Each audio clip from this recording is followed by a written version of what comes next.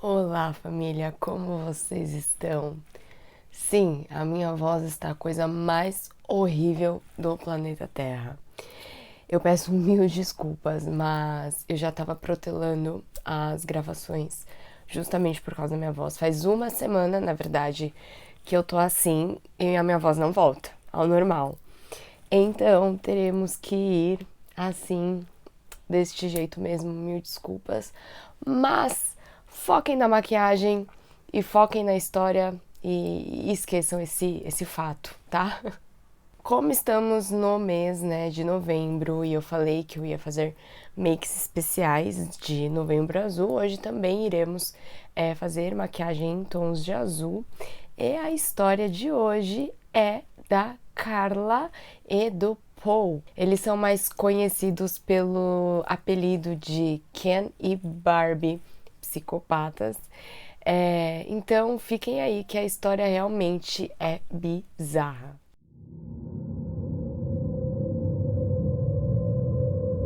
Já estou com a pele hidratadinha e também com o primer da Bruna Tavares e vamos para a make e o nosso caso de hoje.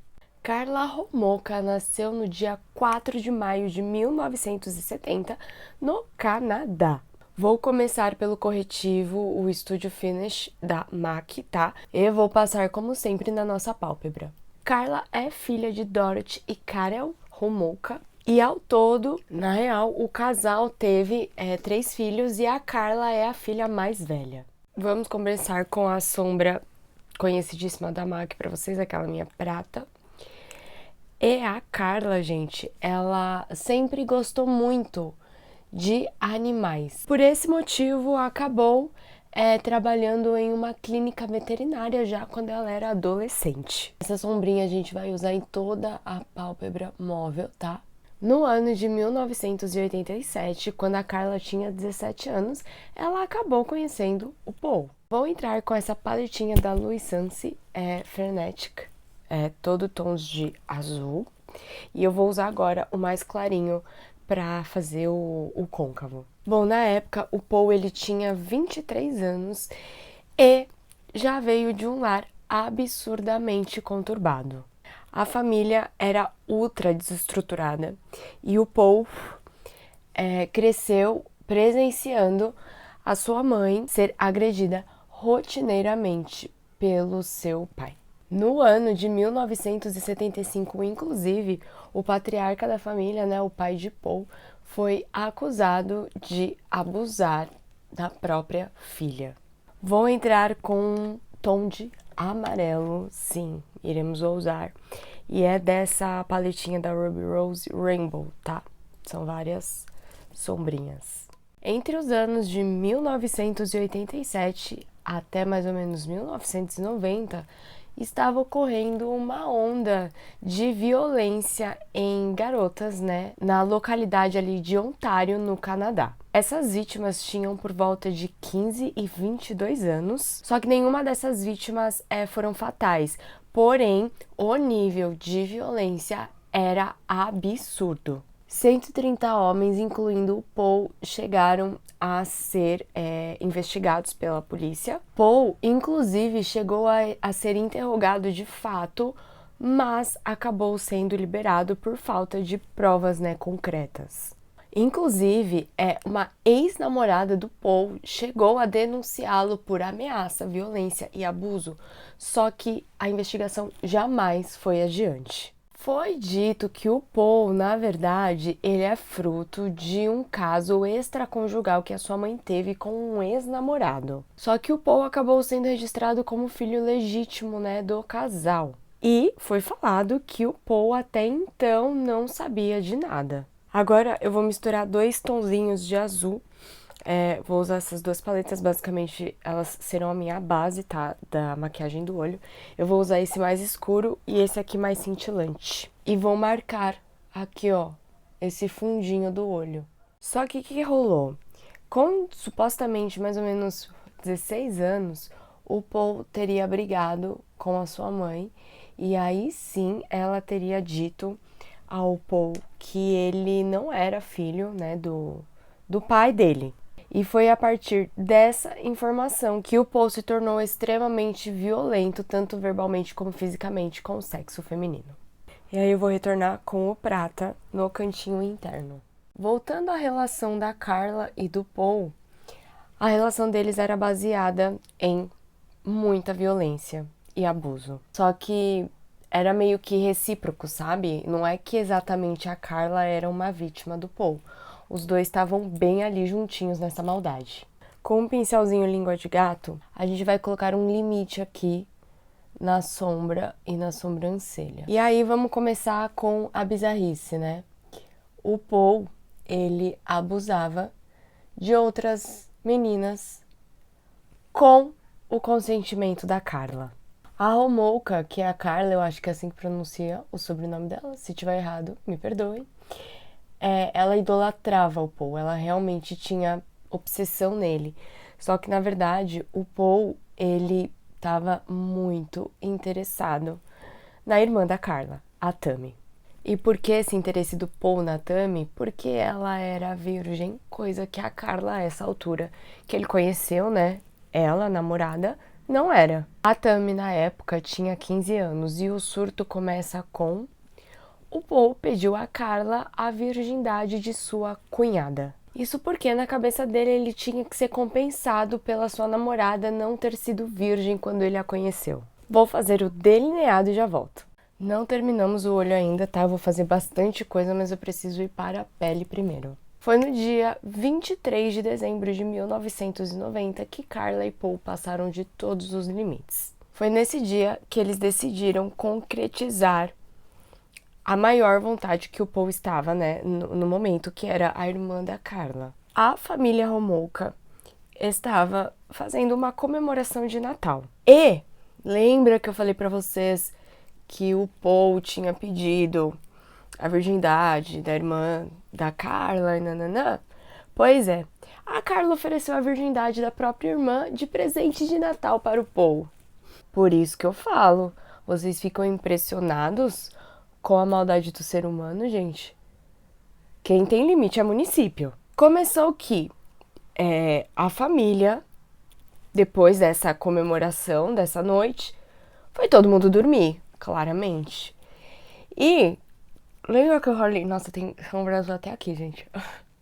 Lembra que eu falei pra vocês que a Carla trabalhava numa clínica veterinária? Então, ela roubou anestésicos dessa clínica e colocou na bebida da própria irmã. E aí que aconteceu que todo mundo foi dormir, inclusive a irmã, a Tammy, né? E para ter certeza que a Tammy não iria acordar, a Carla colocou anestésico, né? Esse que ela colocou na bebida, em um pano e tapou o nariz da irmã com esse pano com anestésico. Ou seja, a menina realmente jamais ia acordar. Após isso, Tammy foi vítima de Paul. Eu acho que vocês entendem, né, o que eu tô falando, já que eu estava falando de virgindade. E o casal tinha uma peculiaridade quando faziam essas atrocidades com as pessoas. Eles gostavam de registrar tudo, isso mesmo. Eles filmavam todo o ato. O Paul, ele teve relações com a Tammy de todos os jeitos que vocês possam imaginar. E vocês sabem que eu não posso falar, porque senão, né, eu fico muito prejudicada nesse vídeo. Só que o que eles não esperavam é que durante o que tava rolando, a Tammy acordou.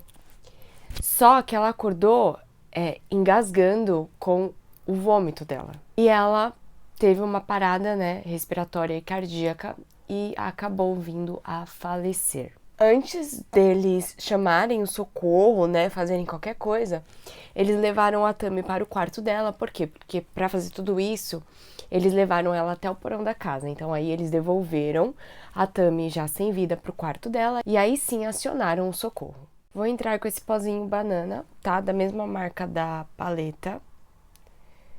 Só pra dar uma selada, porque eu sinto que o pó banana, ele consegue fechar mais, sabe? A base e o corretivo. Não me perguntem como, mas a morte da Tammy no atestado de óbito saiu como morte acidental. Apesar do nariz dela conter marcas de queimadura por causa do anestésico, sabe? Que a Carla colocou no pano e depois colocou no nariz dela. E aí o auge é que o Paul, ele ficou inconformado. Ele ficou inconformado que ele perdeu, né? Que ele perdeu o seu brinquedinho e falou pra Carla que era obrigação dela ressarcir ele da perda que ele teve. O pior de tudo é que ele fez a Carla se passar pela Tammy. Fez a Carla deitar na cama da sua irmã, com as bonecas da sua irmã, e lá eles darem continuidade ao ato que eles estavam fazendo com a Tammy. O Paul, ele ficou insaciável depois desse episódio com a Tammy, e aí o casal deu início a uma temporada de caça a garotas do Canadá para satisfazer os desejos mórbidos de Paul. Vou usar o Brown Fix na sobrancelha. No dia 29 de junho de 1991, Carla e Paul decidiram oficializar a união. Sim, eles resolveram casar. Só que esse dia, gente, ele não ficou marcado na memória dos dois por causa da oficialização da união. E sim, porque nesse mesmo dia, um corpo foi encontrado cimentado entre blocos de cimento em um lago. Nós iremos usar uma lapiseira delineadora da cor azul da Vult aqui na linha d'água. Esse corpo, gente, que foi achado, pertencia a uma garota chamada Leslie. Ela desapareceu em junho de 1991 e o seu sumiço, né, foi percebido porque ela teria saído para ir a uma festa e nunca mais retornou para casa. Depois foi descoberto que o Paul abordou a Leslie e ameaçou ela com uma faca e obrigou ela a entrar dentro do carro dele. Aí o Paul acordou a Carla, levou a menina para casa deles, acordou a Carla e fez a sua esposa participar de todo o ato. Ó, adorei essa lapiseira, tem cor, não é, sabe aquelas cor assim, a corzinha é realmente Vult, parabéns. O pior é que a Leslie, ela não foi sedada, ou seja, ela estava consciente, acordada, durante tudo o que ela passou. E o que ela passou... E claro, novamente, eles filmaram todo o ato. Só que eles nunca filmavam o Paul tirando, de fato, a vida das vítimas, né? Nessa parte eles não registravam. Só mesmo o ato do abuso, só. O que eu vou fazer agora? O amarelo que a gente usou aqui, eu vou usar um pincel chanfradinho e vou passar embaixo da linha d'água. O próximo crime conhecido, né, do casal ocorreu em 16 de abril de 1992. A vítima se chamava Kristen. Como que funcionou, né, o caso da Kristen? A Carla fingiu que estava precisando de auxílio para se localizar em um mapa, né? Eles estavam em um estacionamento e aí a Carla pediu a ajuda da Kristen. Quando a menina foi ajudar, ela foi empurrada para dentro do carro pelo Paul e foi levada para a casa do casal. Mais uma vez, eles fizeram tudo que tinha para fazer com a jovem e se desfizeram do corpo dela em uma vala de estrada. Vou usar esse delineador da Ruby Rose, só que esse parece ser só glitter, sabe? E eu vou passar embaixo do gatinho. O Paul, ele começou a ficar cada vez mais, violento e começou então a agredir a própria Carla. Foi então que Carla decidiu se separar do Paul no ano de 1993. Vocês acharam que eu não ia usar o meu glitter uniforme da MAC? Estão enganadas, porque a gente vai usar eles assim em cima do pratinho aqui no canto interno. No dia 30 de novembro de 1990, foi descoberto que uma jovem chamada Terry, de 14 anos, havia desaparecido. E foi essa vítima que acendeu a luzinha vermelha em relação ao Paul. Não teve muito uma explicação lógica, porque foi este caso que a polícia conseguiu achar o Paul, mas foi com o desaparecimento dessa menina. O corpo dela também foi achado em um lago e a causa-mortes desse óbito foi afogamento devido ao uso de álcool e drogas. Mas o bizarro é que a menina não tinha nenhum histórico do uso dessas duas substâncias. De um modo inexplicável, a polícia bateu na porta de Paul. Houve uns rumores de que viram o carro dele, a placa do carro dele, nos entornos lá do lago, enfim. Ele recebeu os policiais claramente de forma muito cortês. Posteriormente, uma busca em sua casa teria feito a casa de Paul vir abaixo.